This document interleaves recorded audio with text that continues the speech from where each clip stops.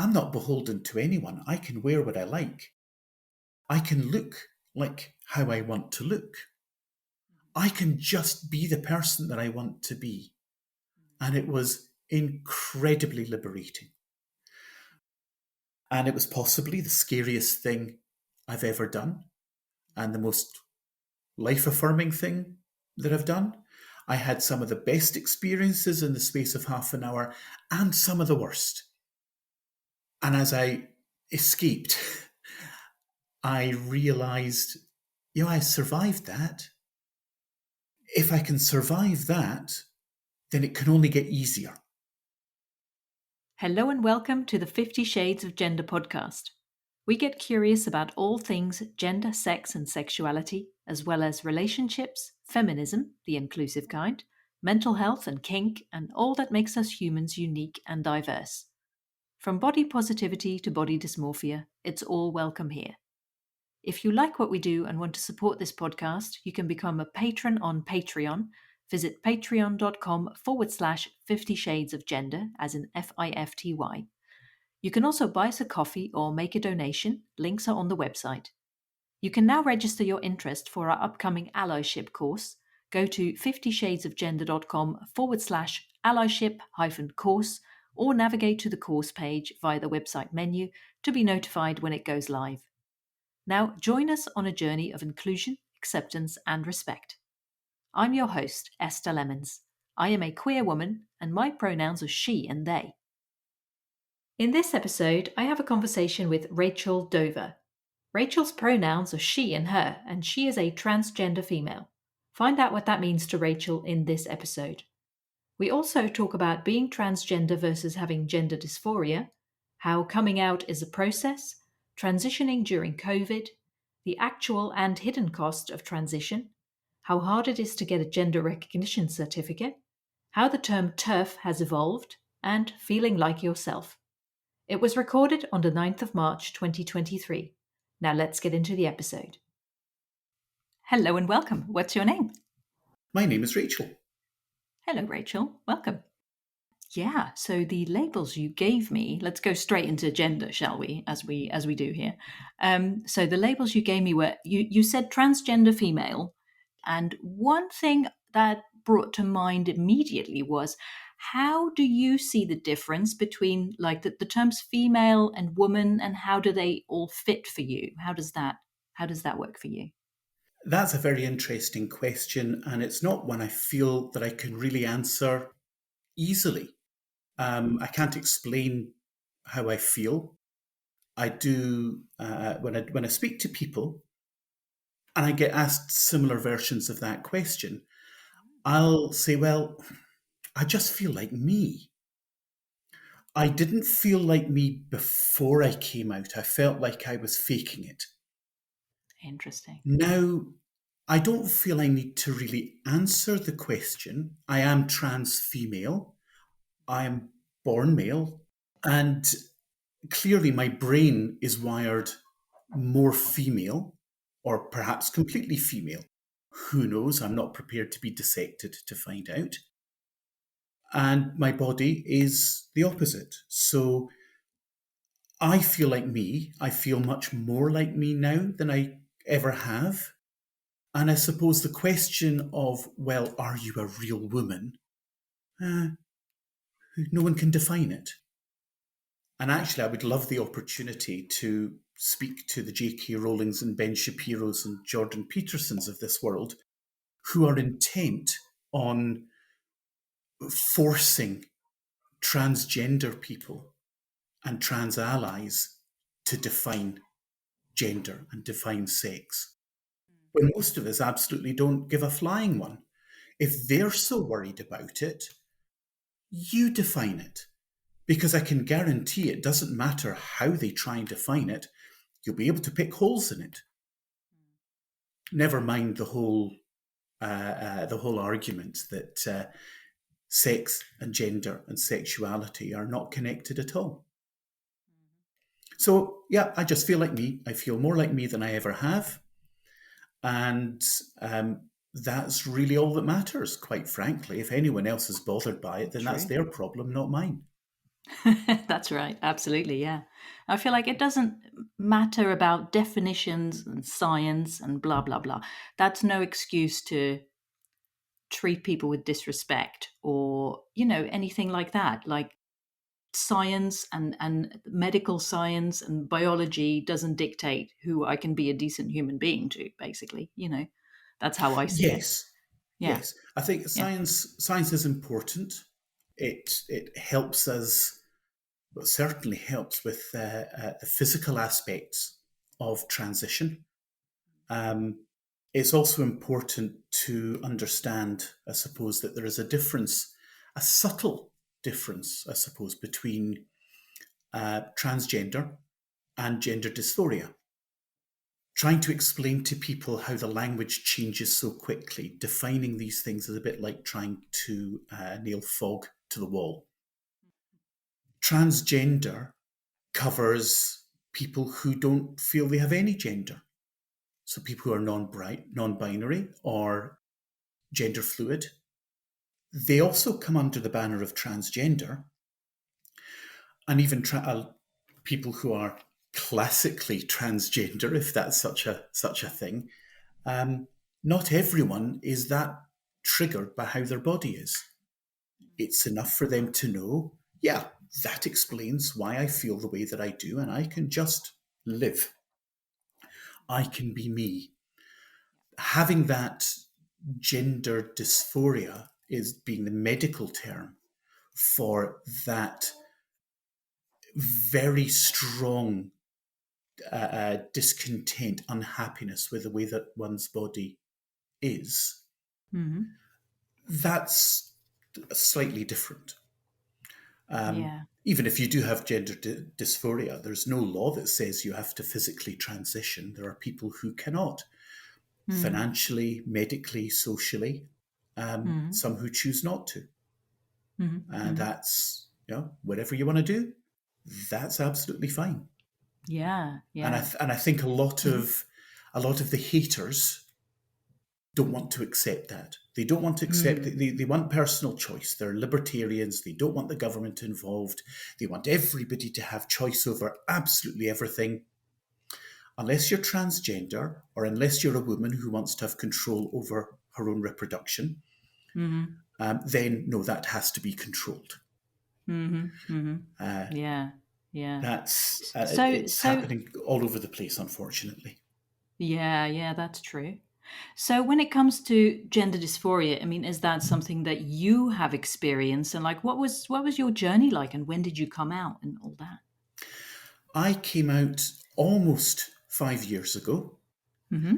age almost 51. Mm-hmm. So quite late in life. I would like to say in early middle age. Mm-hmm. I've or my youth, my late youth. I still feel 23 inside. Yeah. I'd been self-destructing. I'd always known at some level that there was something not right. I never seemed to fit in. I suppose I knew, but I didn't want to admit it to myself. Born in the 60s, brought up in the 70s. We didn't have the language for it. Even being homosexual was an offence against nature. The year I was born was the year that homosexuality was decriminalised in, Wow. in Britain. Mm. So being born into a society where casual racism, sexism, homophobia, anti-Semitism was not just normal, it was accepted. It was Mm. just the way it was. There was no Mm. word really for how I felt, so I had no way of expressing Mm-hmm. myself. Mm-hmm. What I did know is that I wanted to be one of the girls. I was more Mm-hmm. comfortable around the girls. I felt I had more in common. But of course, that just came across as being creepy and weird, so the girls wanted very little to do with me. Mm. What was also confusing for everyone is being utterly obsessed with anything mechanical. Right. And that was seen entirely as the province of boys, not Mm. girls. So again, that was seen as, and still is, I suppose, seen as stereotypically male.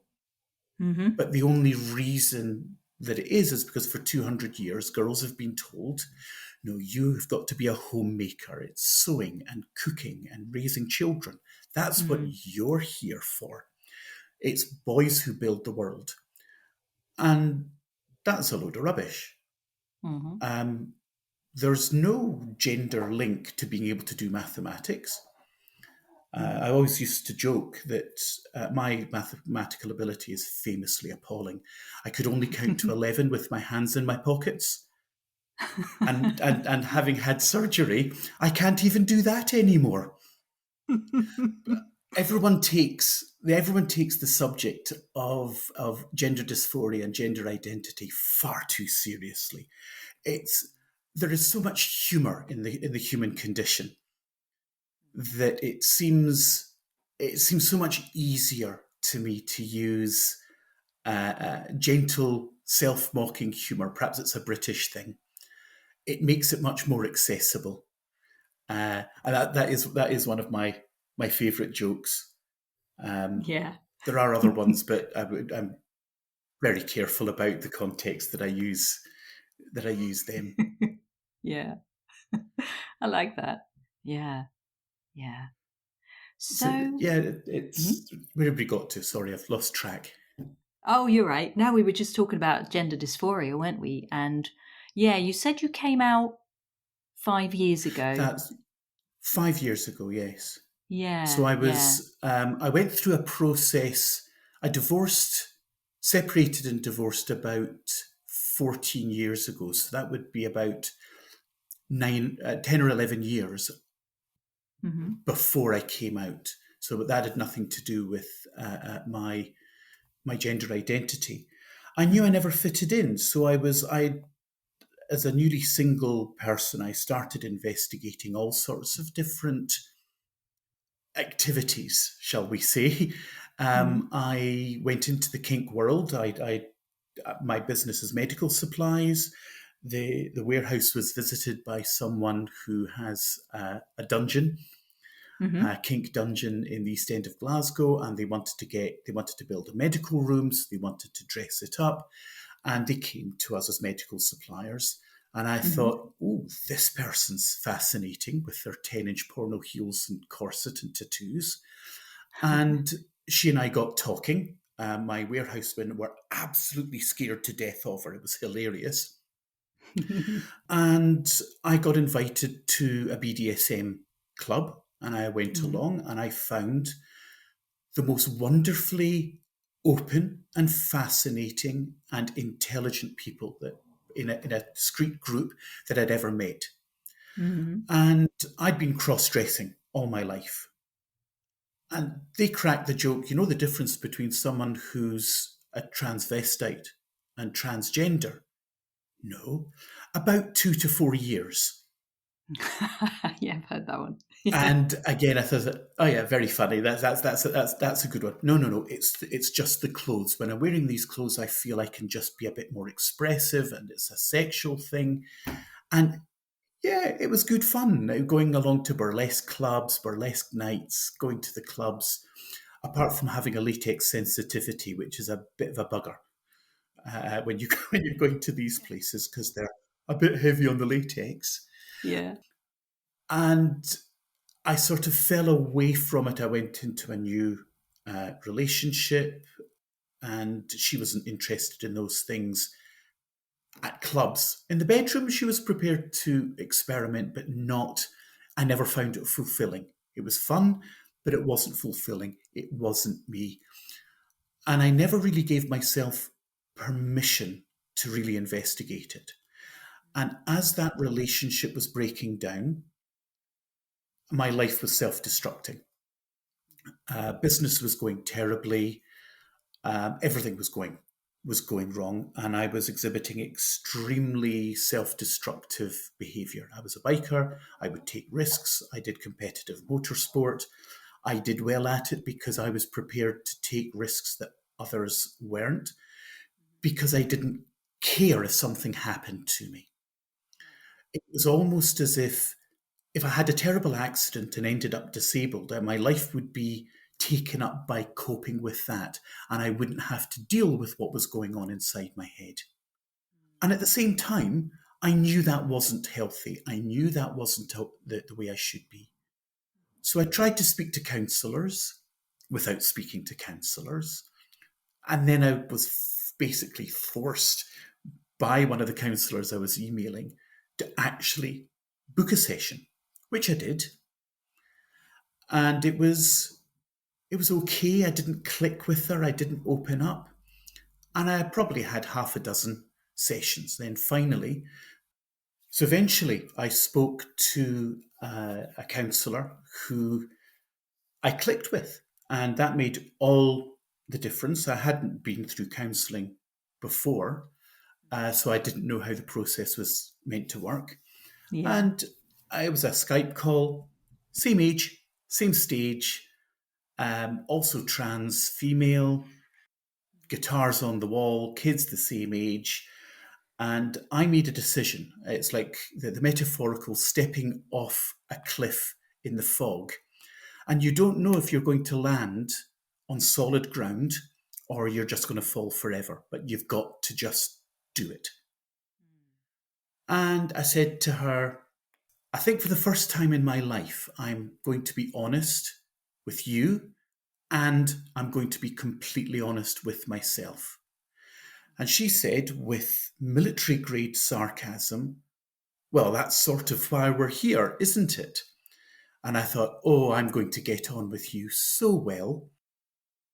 Totally my outlook. And half an hour of this is how I felt when I was a kid, and this is how I felt as a teen, and this is what I've done, and this is what I investigated, and I just went through everything, just let it spill out. And after half an hour, she said, right, let's just reflect on what we've been discussing, and I'll unpack this a little for you, which is exactly what she did. She laid it out in front of me. I said, and what do you make of that? Then, it's a bit bloody obvious. I'm transgender. And she said, yeah, I think that's a fair interpretation. Yeah. And before she could say anything else, I said, right, now I know that, I've got to figure out what to do with that information. And she just beamed because it was clear, and looking back on it, once I accepted that fact, I could just run with it. Smart enough, I'm informed enough, and I'm independent minded enough to make my own decisions. And the key is being able to give oneself permission and understanding that you don't really owe the world an awful lot. It doesn't owe you anything. But society had changed. British society certainly had changed. It's like everyone woke up one morning and said, you know what? Transgender, gender dysphoria, it's fascinating. But really, it's not any of our business. If that's how somebody wants to live, they're not doing anyone any harm. What does it have to do with me? And that attitude from the vast majority of people was what allowed me to come out.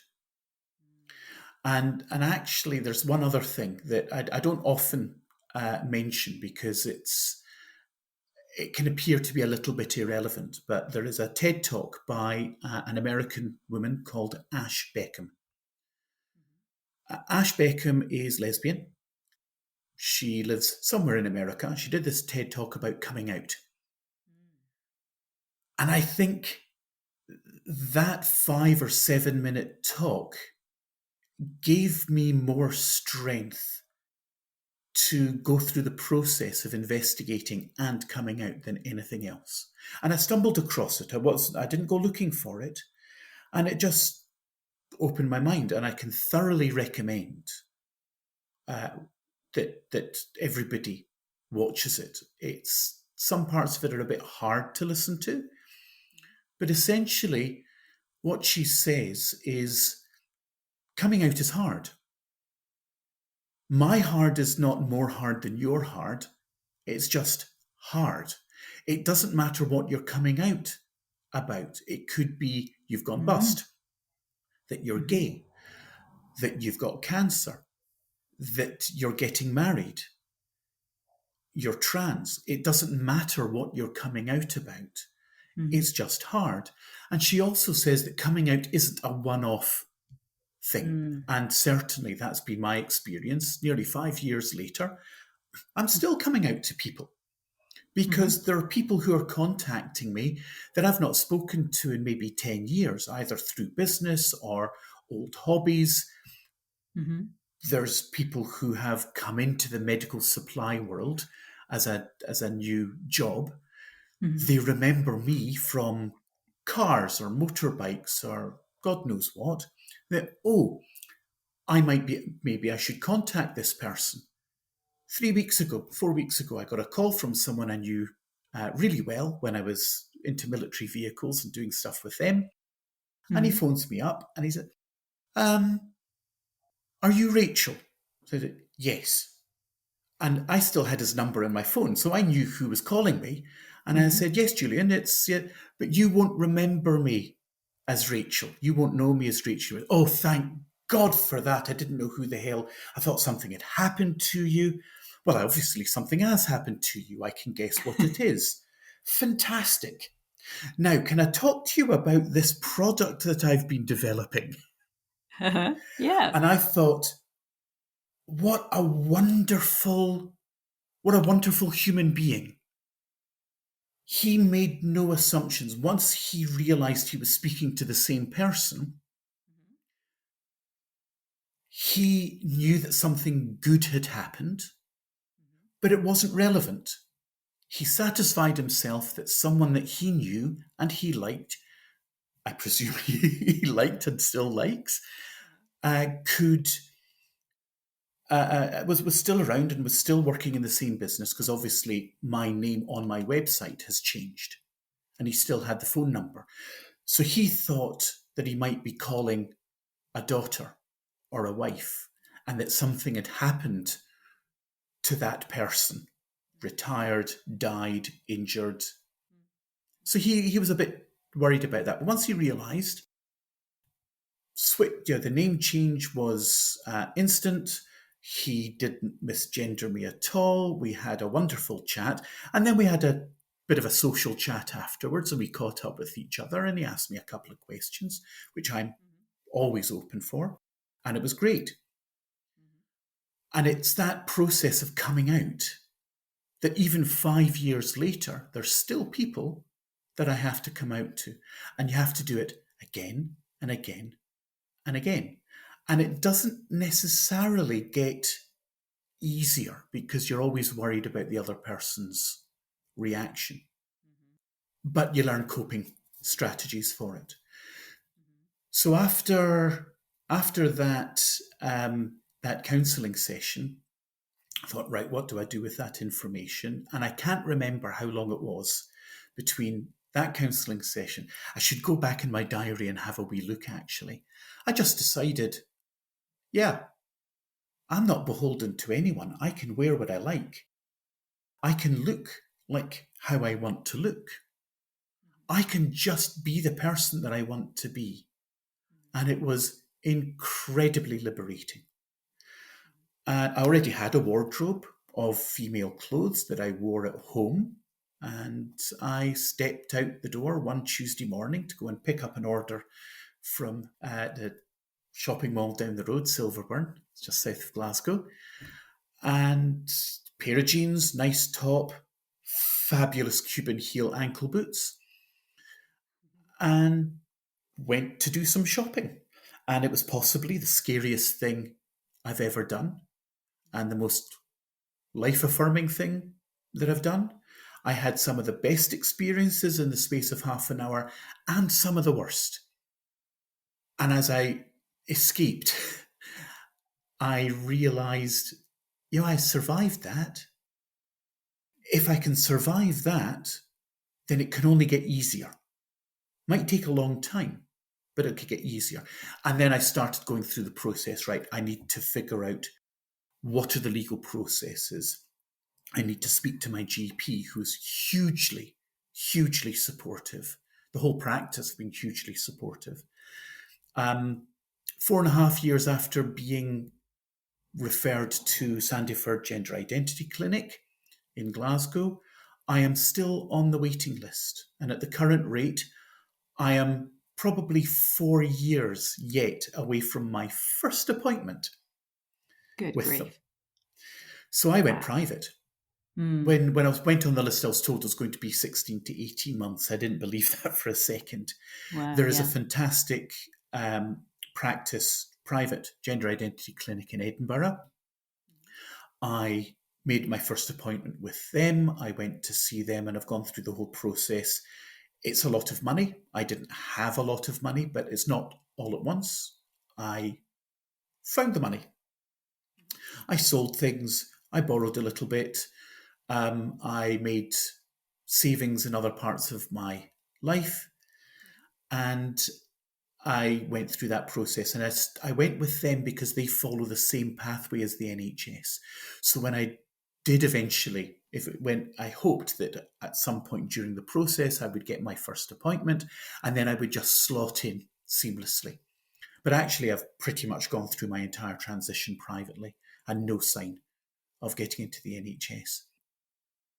But there's something, as I say, particularly to younger transgender people when they're first starting off, if I have the opportunity, I do express the concern that if you make being transgender the entirety of your identity, rather than being you as a person, at some point you're going to wake up 2, 3, 4 years down the line and look.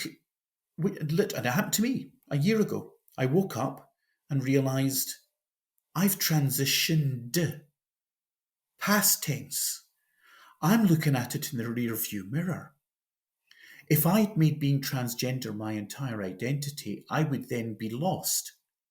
Who am I now?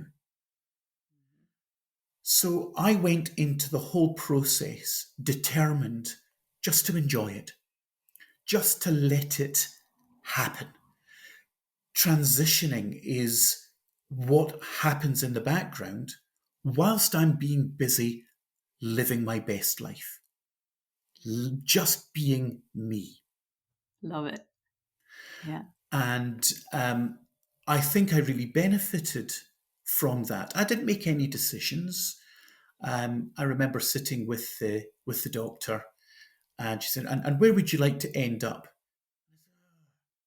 I don't know, looking like Jennifer Aniston. Is that possible? And she just laughed. And why Jennifer Aniston? Oh, it doesn't have to be Jennifer Aniston. It could be Beyonce. It could be Halle Berry. She's about the same age as me. Yes, yeah, Halle Berry. Pick any starlet of my sort of age. Yes, I would quite like to look like them, except when they were 25. And I think that makes me pretty much the same as 95% of the women in the Western Hemisphere. So, yes, tick. That's a tick in the box. I am perfectly normal. No, I'm not normal. Mad as a bag of frogs, but at least it's in a constructive way. But I happy and I had yourself. no Yeah. preconceptions. I wanted to get on to hormones because that's how I would start to experience everything. And I can't remember who said it to me. It might have been that same counsellor, that last counsellor that I spoke to. She described transitioning as a walk in the park or a walk in the countryside. And you follow the path, and you can see in the distance, you can see a bench. You go, you sit on the bench, and you go, that's quite nice. It's quite nice here. I quite like it. Nice view. But there's another bench just a little bit up and round the corner a little bit. I wonder what the view is from there. So you get up and you wander over and you sit down there and you go, oh, the view's a little bit better here. You can see where you've come from. You can still go back there if you want. Oh, it's much nicer here. So you look over again. You say, well, just round the corner a little bit more. The view looks nicer from there. So again, and that's the process of transitioning. So first you're getting used to yourself. I'd gone bald on my own terms. Male pattern baldness has wreaked its havoc on me when I was in my early 20s. So I just shaved my head. And I'd been that way for 25 years. So there I was, dressing, presenting as female, but with quite a heavy beard growth and a bald head. And it took time for my hair to grow. And I just decided I'm just going to be me. I wore a wig for special occasions, but I didn't like it. So I'd always wear a hat or a headscarf or something and a little bit of makeup. And I allowed my appearance to be exactly what I was, a transgender woman in the early stages of her transition. And the public just accepted me. And I can only thank everyone for just accepting me. All the people in the street who didn't give me hassle, the people who weren't rude to me, the women in public toilets who were not freaked out by this 6 foot 16 stone person. um, and as time went on, started on the hormones, it took 9 or 12 months for them to work. And when they did start to work, getting the dosages right and getting the delivery system, so rather than patches or gel, I had to stick with the tablets. Once they started to work, it's like someone had turned the lights on and put everything into Technicolor. And I was just comfortable in my own skin. I didn't need to be angry all the time. I didn't need to be aggressive. I could just be me.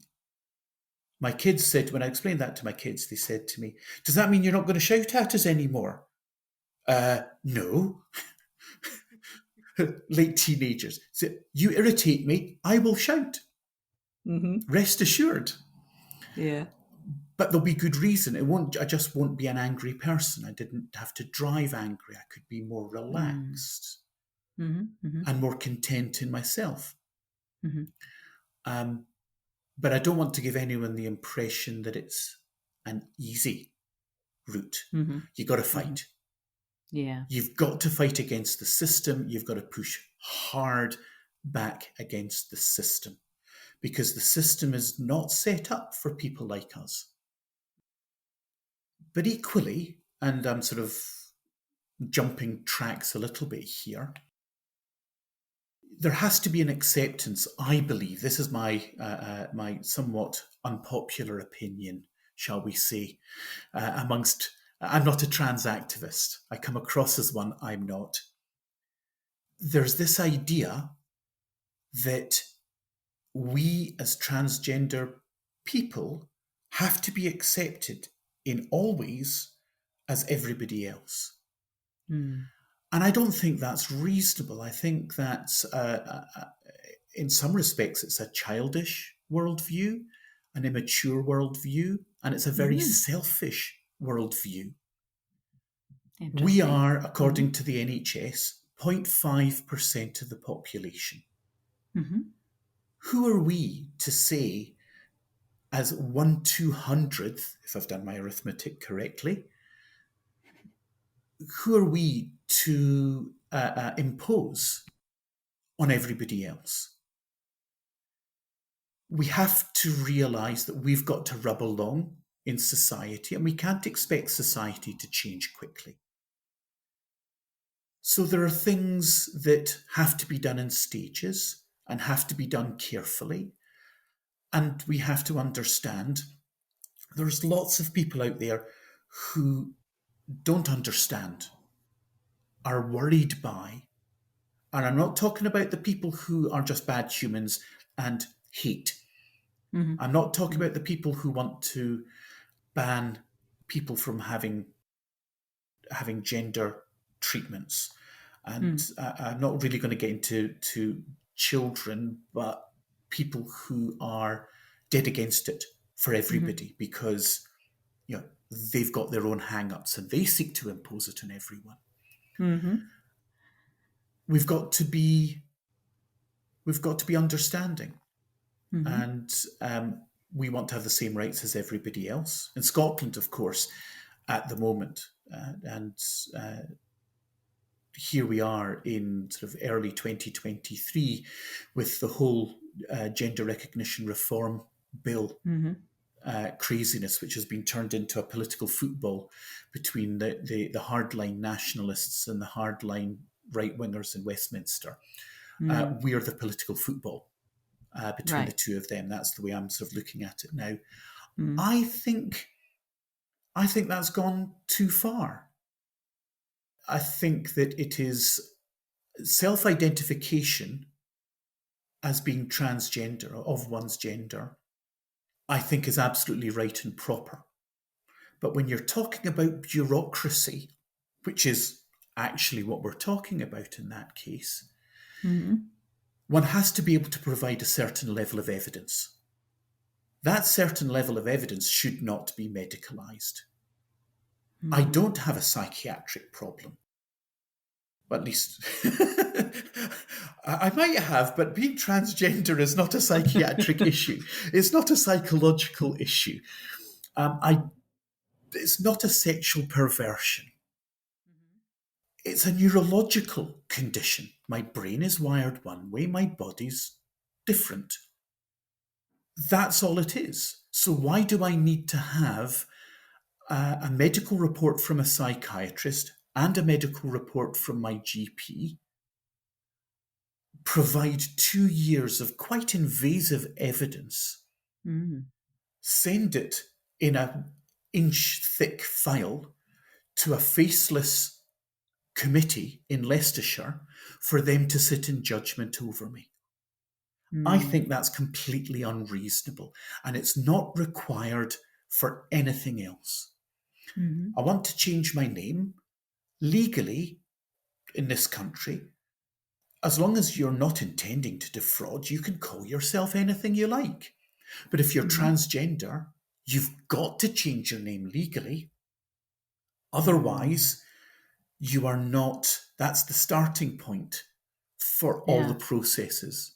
Medically transitioning, for changing your birth certificate, that's the opener. So if you were given a name by your parents that is androgynous, that could be for men or for women. In Scotland, Leslie, for example. Leslie's a boy's name, it's a girl's name, always has been. Even the spellings are interchangeable. So if my first name was Leslie, my grandfather was Leslie. If I'd been named for him and changed, I wouldn't have needed to change my name. So what evidence do I have for the start of my transition if my name didn't need to change?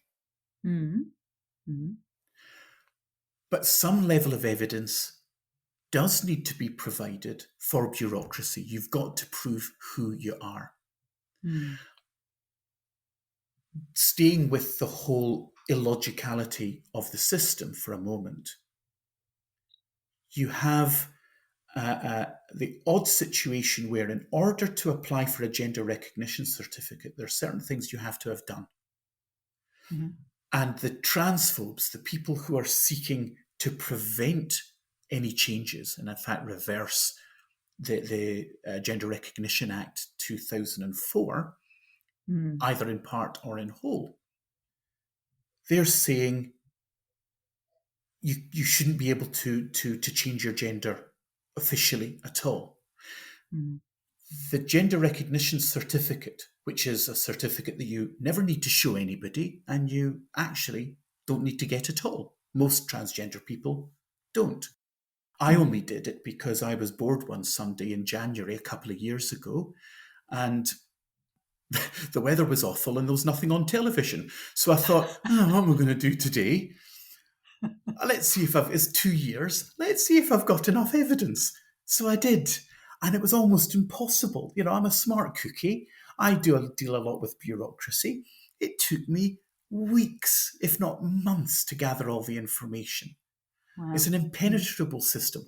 But I had to have already changed my name and gender on my passport, changed my name and gender on my driving license, changed it in my bank accounts, and provide 2 years of evidence of council tax, lawyers' letters, telephone bills, utility bills, that I had not only changed my name and gender, but had kept it changed for Mm-hmm. 2 years. Mm-hmm.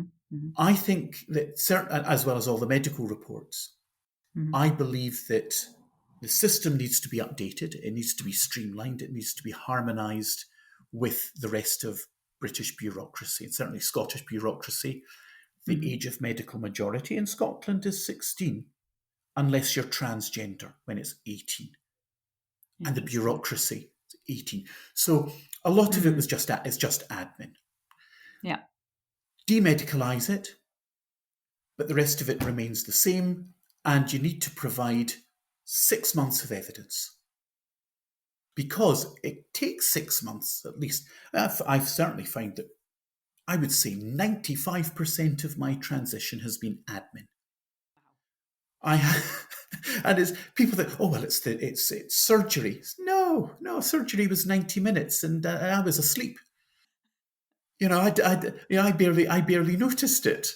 Um, if you add up all the time that I was actually getting treatment, the hormone treatment, it might have been a few hours. How long does it take to get an injection and take a few pills every morning? Mm. So the actual Interesting. Yeah. time one spent, most of it's admin, email Wow. addresses, bank Mm-hmm. accounts, Mm. PayPal. Still haven't managed to change my business account to Mm-hmm. my new name on PayPal 5 years later, because that's Wow. PayPal. But Mm. it's just Mm-hmm. it's admin. Yeah. And did you say you were like the book you're in the process of writing a book that should be out in the autumn this year, right? And is that to do with your experiences and the things you've discovered along the process? Everything and anything. I started off. I was asked by a friend who was he's a publisher, and he started a lifestyle magazine website, and he was desperate for content. And I used to do a lot of technical writing for him on really, really boring things like Land Rover tires and motorcycle handling and servicing, riveting subjects. However, he knows that I can knock out content, I can write pretty quickly. So he sent me an email saying, "Can you write me something? Write something. It's a lifestyle magazine, so something about being transgender." And I was a good couple of years in by that stage, and I thought, "Yeah, okay." And he said, "Yeah, 500 words will do." So I sat down on my laptop, and 5,500 words later, I just sort of vomited the words onto the screen. Yeah. But this looks okay. It's got some funny bits in it, and I think I'm seeing something. And I sent it to him, and I heard nothing back for 2 days. Mm-hmm. And I thought, oh, he hates it, or is he busy? Mm. And then he sent me a message back going, "I showed it to my wife, I showed it to my kids, showed it to my friends. We've all read it at least 3 or 4 times. You had us laughing, crying with laughter, and then just crying because of the Mm. experiences and what you went through and what you had to put up with."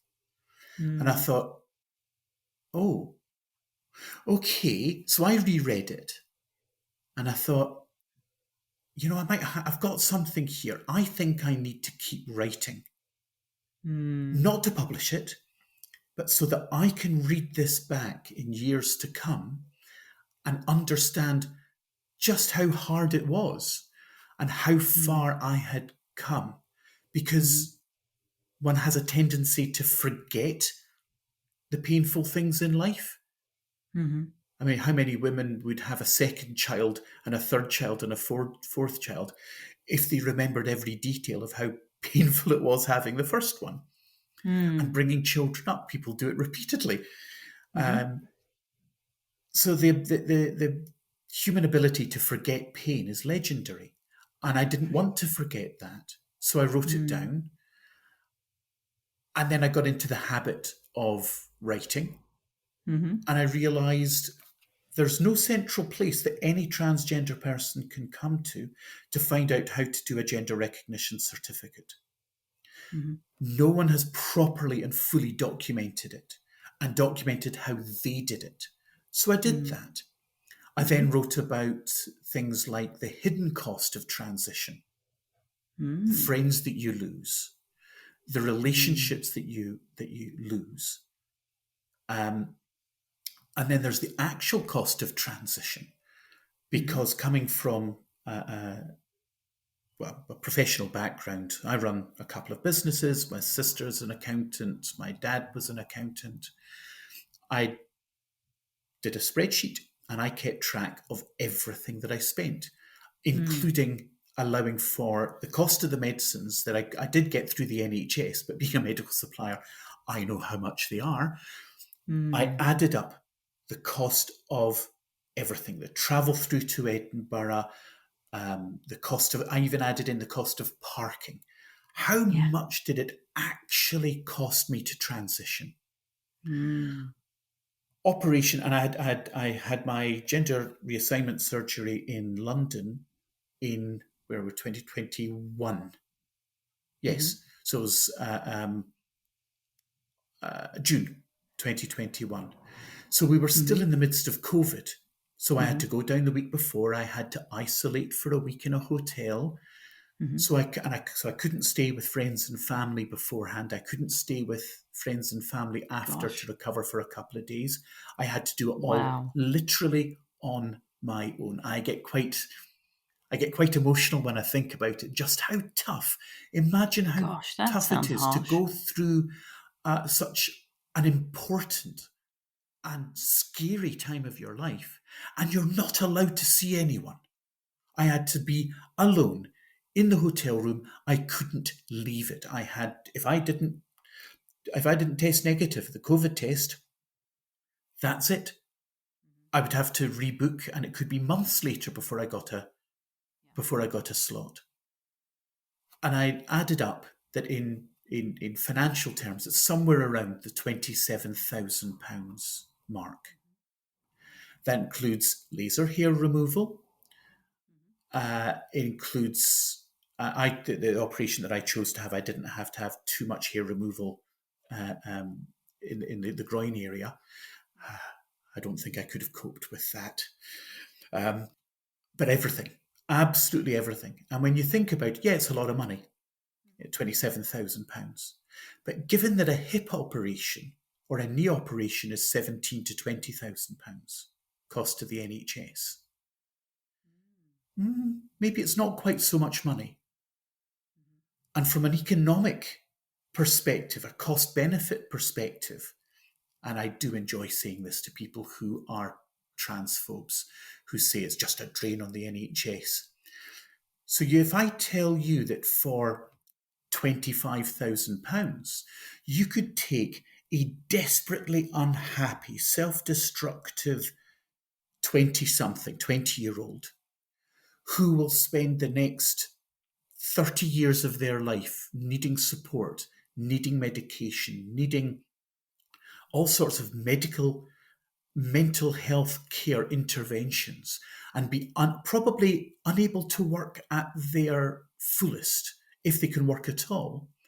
And for a mere £25,000, you can transform them in a short period of time to a happy, productive, content member of society for the next 60 to 80 years. Now, are you trying to Perspective. tell me that that's not a good investment? Mhm. On a human level, never mind an economic level. Mhm. Mhm.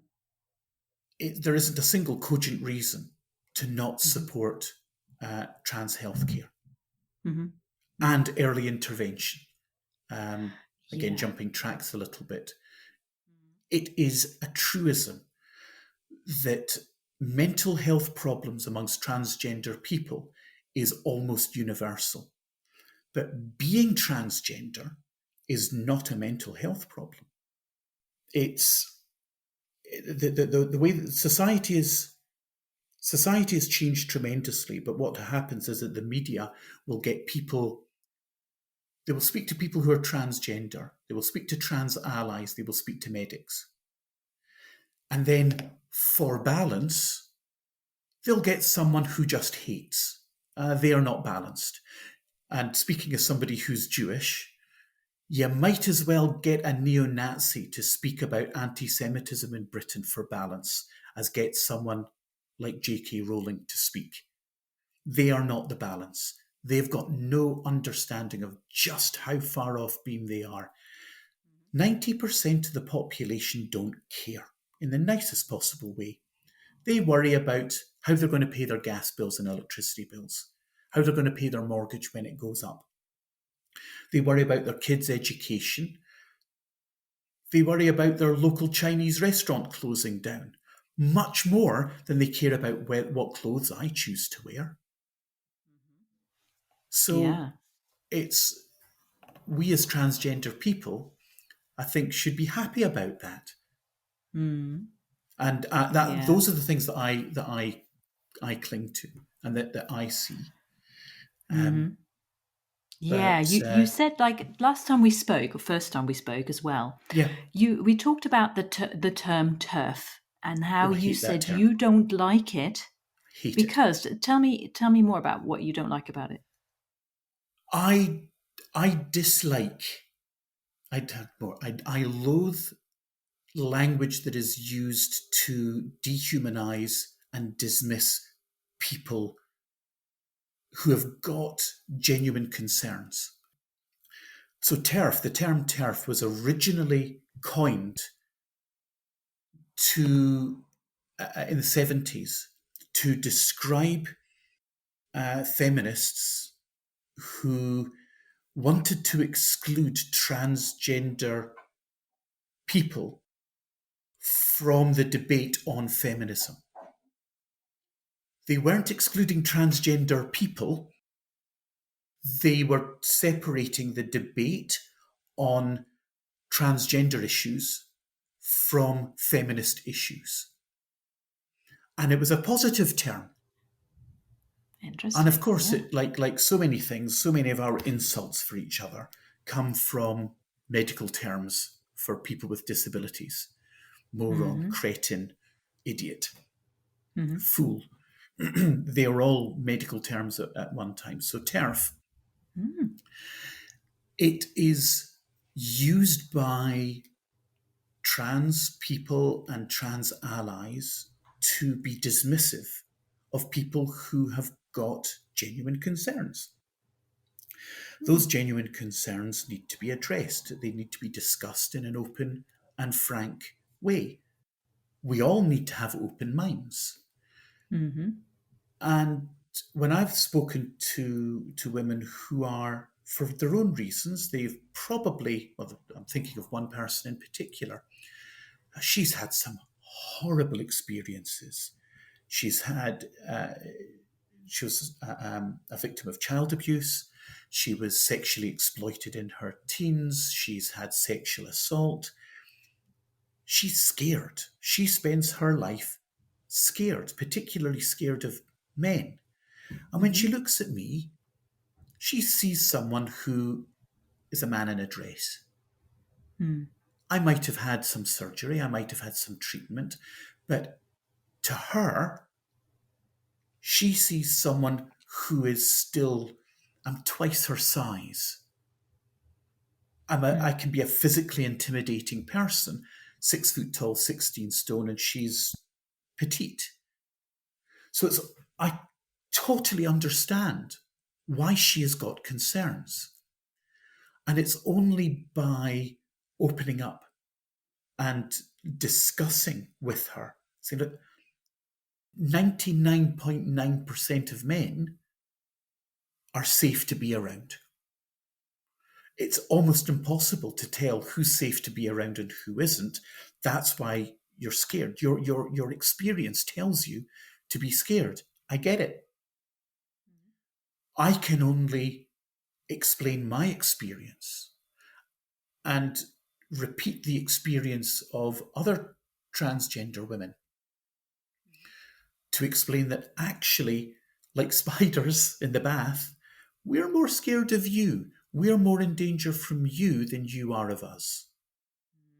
And Yeah. you can cause us far more harm far more quickly Hmm. than we can to you. We're not going to attack you because, on the basis that transgender people are no better or worse than anyone else in the population, Mm. but we've all experienced discrimination. And that experience usually translates into being more understanding of others. Hmm. And use it just dismissing someone as, well, you're a TERF, so I don't need to talk to you. Mm. No, these are the people you do have to talk to. And Hmm. it's why I do stuff like this. It's why I do all the work with Human Library. Hmm. I'm not an activist.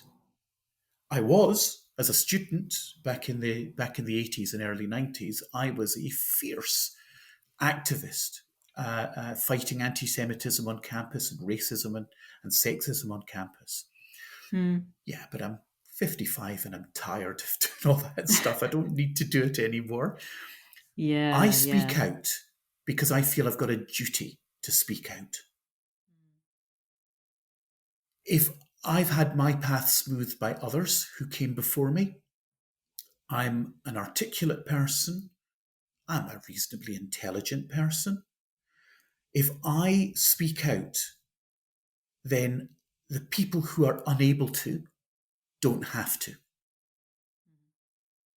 And I think Yeah. that's really, really important to understand. I can only speak about my experience. I can only offer my opinions. And you can agree with them, you can disagree with them.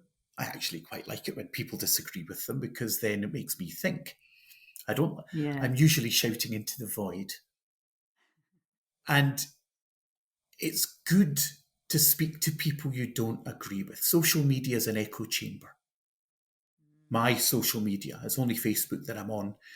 I've only got my friends and I've reduced it right down to people. If people give me a hard time, if they're nasty to me, I don't need you in my life. That's one of the biggest things I've learned in the last few years. I don't need you in my life.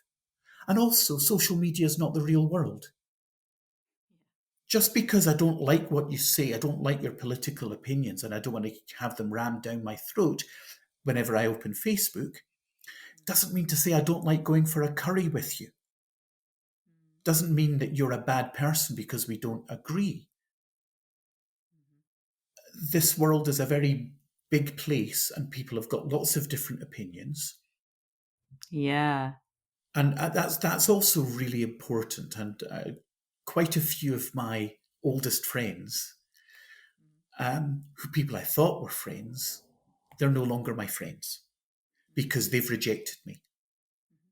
Because they think that Facebook's the real world. And it's not. Yeah. And I'm sad about that. But I don't need to please everybody. Spent my whole life trying to please everyone. Now I try to please myself without upsetting too many other people. Yeah. And That's it's, I think I think that's a so. great point to come to, like Yeah, generally. Yeah. yes, yeah. Yeah. It's got nothing to do with being transgender. And I think Yeah. there is an advantage in transitioning when you're older. Hmm. Because Likewise. as you get Yeah. older, I think you're born with a certain, this all depends on how rude I can be. Go for it. Knock yourself out. You're born with a certain number of fucks. Right. And it depends if you go through your life handing out giving your fucks away too quickly, by the time you get to your 50s, you run out. Oh, I I'm have definitely long out of fucks. since, yeah, Yeah. I've run out of fucks yeah, long since. I have no more fucks Yep. to give, to No quote the more song. fucks to give. No. No. Um, and it's actually quite a nice way to go through life. Mm. And I've got the confidence of age and the experience to say, I don't really give a shit what you think. You don't have to agree with me. That's fine. I don't think Yeah. anything. I don't judge you because you disagree with me. But when you're 19, the world's a very different place. Different. So I different. remember what it was like being 18, 19, 20, scared to death, thinking I was the big adult, but scared to death of everyone and everything and offending anybody, particularly today.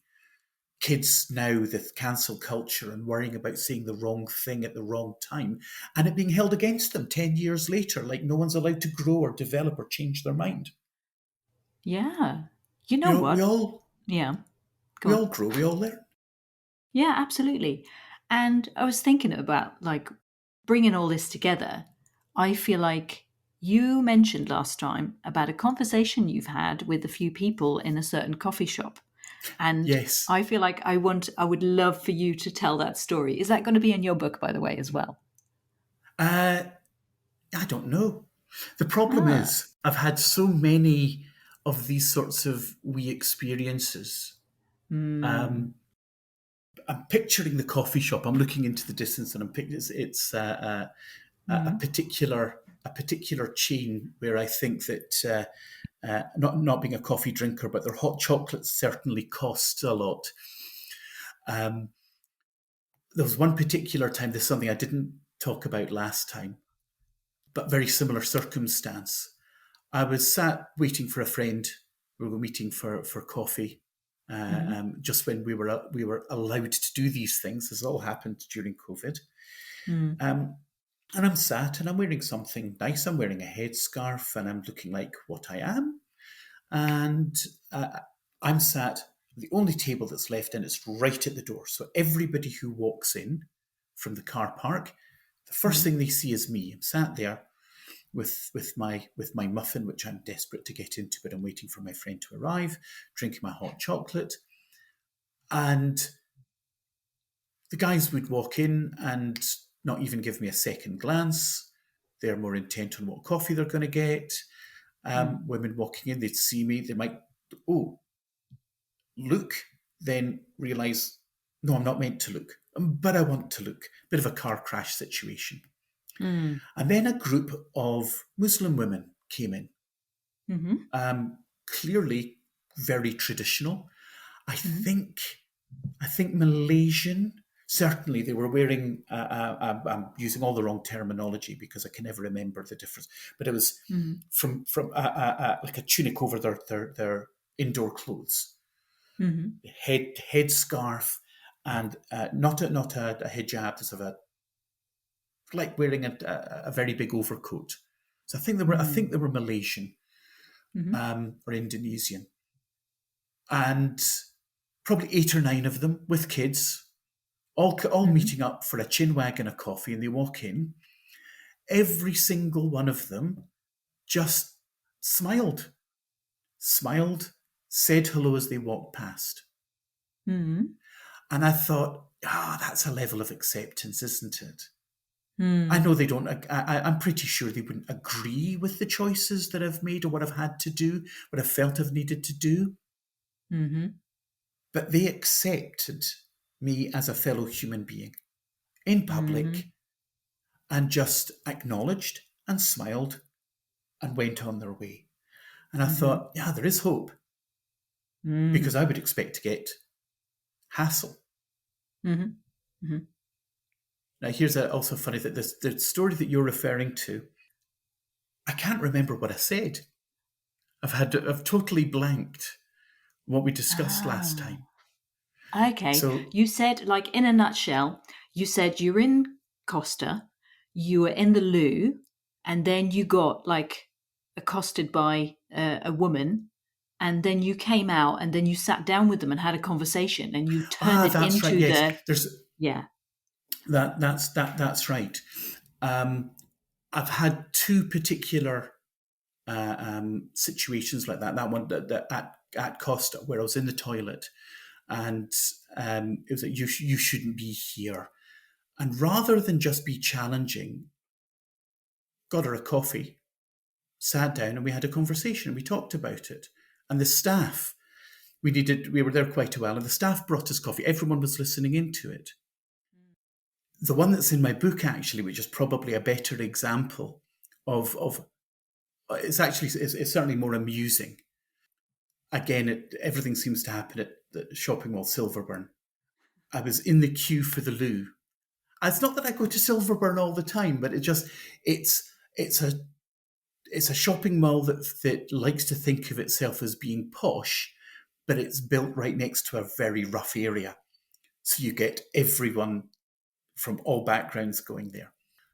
Again, I can't remember exactly how long ago this was. It was quite early on in my transition. It's busy. There's a queue for the loo like there is so often. I'm feeling very awkward because I'm the tallest person in the queue by a good 6 or 8 inches, even if I wasn't wearing heeled boots. And as it's my turn to go do me business, woman's coming towards me and she looks, she stares, she points.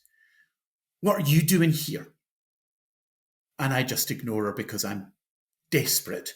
So in I go, do what I got to do. And I can hear her. She's shouting about everything. There's a man in here. I'm gonna call the police. Something. Oh shit! I could really do without this. Come out. Go to wash my hands, and there's 2 female police officers and 2 security guards, shopping mall guards from G4S. All 4 of them Great. female. And this woman's saying, there he is, pointing at me. And I just look, and the 2 police officers give me the slow blink as if to say, oh, crap, how are we going to deal with this? So I start washing my hands, and they say nothing. This woman starts having a go at me, sort of almost like prodding me with her finger. And it's very busy. There's a big queue. You shouldn't be here. You're not allowed in here. And I just looked at her and said, who says I shouldn't be here? All right then, prove that you're a woman. So I'm not normally that quick-witted a person. Everything, all my witticisms, my stories are very well rehearsed and oft repeated. But every so often, everything comes together and you say the right thing and the right thing at the right time in the right way. And I just looked at her, smiled sweetly and said, you first. And it stopped her dead. The police officers were trying hard not to laugh out loud.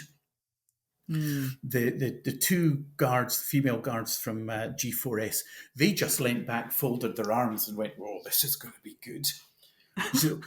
And she went for it. And she said, it says it in my passport. And I said, funnily enough, it says it in my passport as well. It's on my driving license. Yeah, my driving license says, the code says that I'm female. I've got children. Well, correct me if I'm wrong here, but that's not really a gender-linked thing because I've also got children. And everything she tried to say, of course, you could just easily challenge it. And it didn't go on very long. Before the police officers, they were really struggling. They really were because their shoulders were shaking, tears rolling down their face, because this woman's 15-year-old daughter was trying to get the ground to swallow her up. She was, oh, Mum, you're so embarrassing. And then a really amazing thing happened. Big queue, as I mentioned. This woman stepped forward, very Scandinavian, Teutonic looking, taller than me, broader than me, high cheekbones, blonde hair, very good looking. And said, are you going to ask me to prove that I'm female? I thought, wow. So all of us was just, okay, this was unexpected. And then another woman steps forward to go, yeah, what gives you the right to challenge her? Are you going to challenge me? Are you going to ask me to prove that I'm a woman? And it was a I am Spartacus moment. 3 or 4 women did it. And again, the whole thing sort of ended when a woman, a Muslim woman in a hijab, was it a niqab or hijab? Headscarf, just the headscarf. Their face wasn't covered. I'm not quite sure about the term, but yeah. I can never remember. Yeah. Tiny, petite, exquisitely pretty. Just, there's no question. I mean, she was just a delicate flower of a human being. and obviously a bit of a force of nature, because she stepped forward and just looked. She was not nice about it. She fixed this woman straight in the eye and said, and pointed the finger and said, "Are you going to ask me to prove that I'm a woman?" And then she just kicked off this nasty example of humanity. She just kicked off and went to, I don't know, throw a punch, shove me or something. And the coppers just, as we say in Glasgow, she got huckled. She got arrested because she really kicked off. And she wouldn't Yeah. leave. She wouldn't leave it alone. And don't know what happened. I didn't hear any more of it. But again, you've got people, the vast majority of people, who won't stand by and let that shit happen to a fellow human being. And clearly, they'll have their own opinions on whether it's right or whether it's wrong, but there's someone doing nothing wrong, being treated in an abysmal way, and they're not going to put up with it. And with the other story from Costa, sitting down with someone and saying, "Look, I understand that you've got concerns, that you've got, they're legitimate, but they're not, it's legitimate that you have these concerns, but let's talk.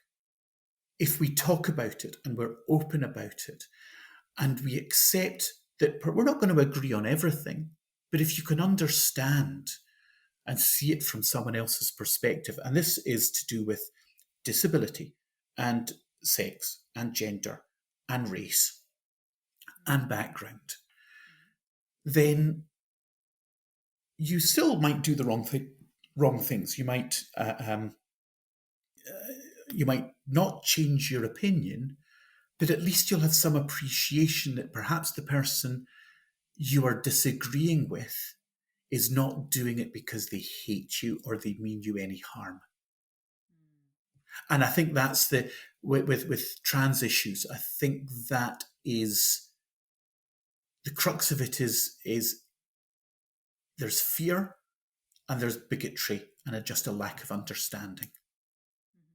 I've got my pet theories about people like J.K. Rowling, and I would love the opportunity to have a conversation with her, because the illogicality of her position, and not just hers, I'm using her as of the poster child of it, totally illogical.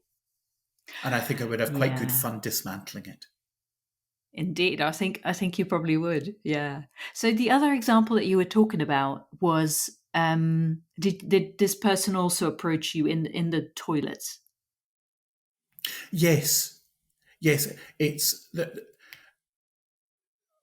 There's so many experiences. I genuinely can't. I can't remember the details of it. We talked about it. There are so many examples that, and every transgender person and every disabled person will find this familiar. That they all tend to merge into one, and it's the context of being asked. And that reminds me, it's like jokes. Someone asks you, someone tells a joke, "Oh, that reminds me of a joke." Half an hour later, none of you can remember it. This is one of these situations. I genuinely can't remember the details. I would have been reminded of it by the context of what we were talking about at the time. So the ones that I remember a whole lot better are the ones that I wrote down and that I've used as examples again and again. So that's what I mean about not being terribly quick-witted on these things. It's the ones that are oft repeated and that I wrote about and I use as examples. That I can remember best. So I can't remember the details. I do have a bit of a reputation for being a good storyteller and sometimes not letting the absolute truth get in the way of a good story. But I don't need to do that with this because there's so many crazy and ludicrous things that happen because you're really visible. And that's an odd thing about being transgender. More being trans female than trans male, I suspect. I went from being that most invisible of creatures, white middle-aged male in Scotland, to being female. Nobody looks at a 50-something-year-old man unless they're spectacularly good looking. in which case, by law, they should have to wear a paper bag over their head because that's just not fair. But everybody looks at women. Women look at women. Children look at women. Men look at women. So I don't know, as I'm walking down the street and someone looks at me, not stares, they just look. Are they looking at me because they like what I'm wearing?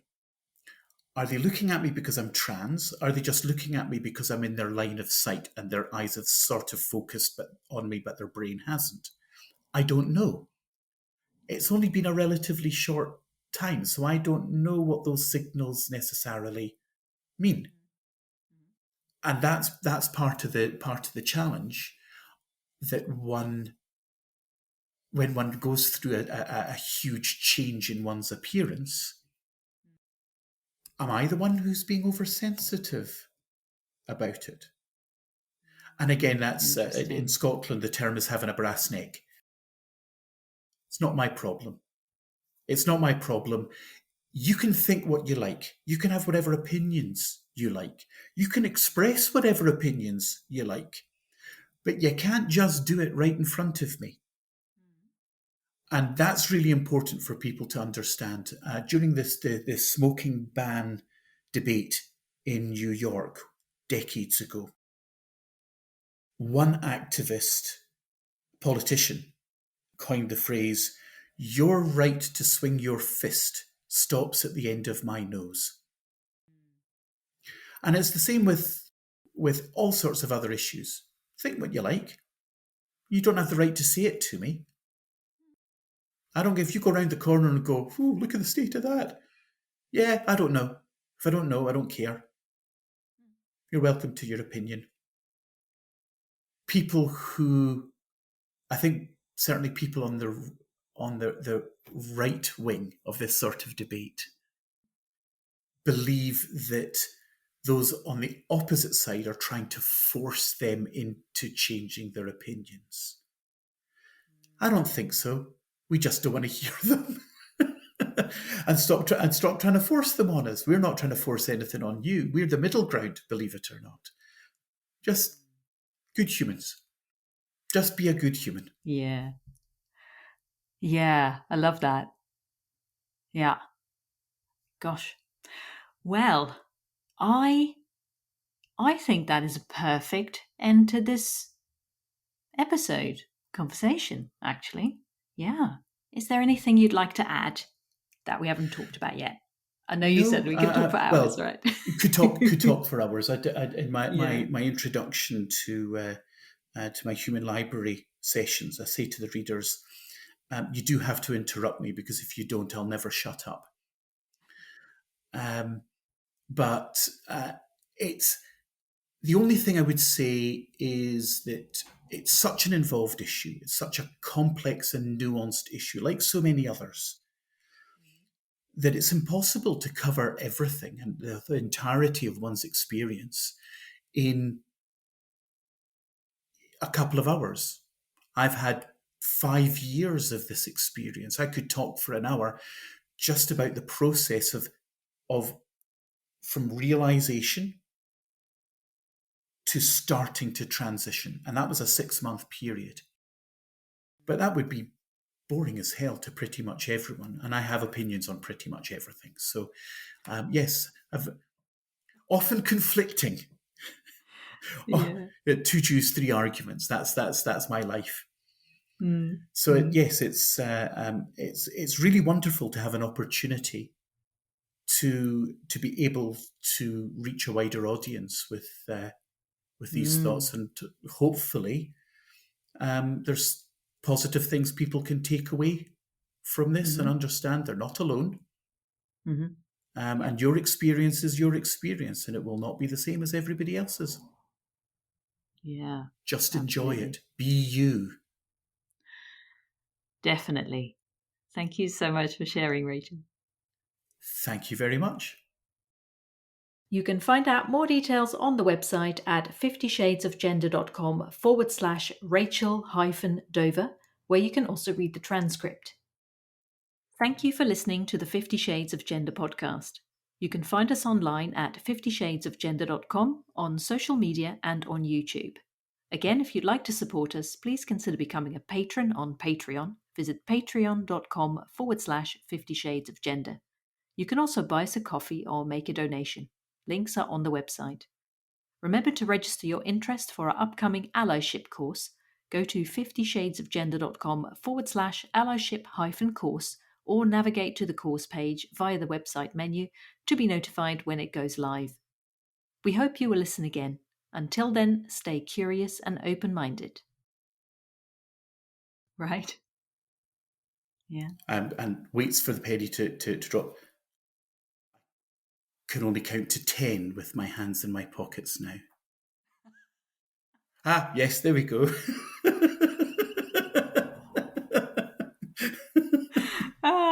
Yeah.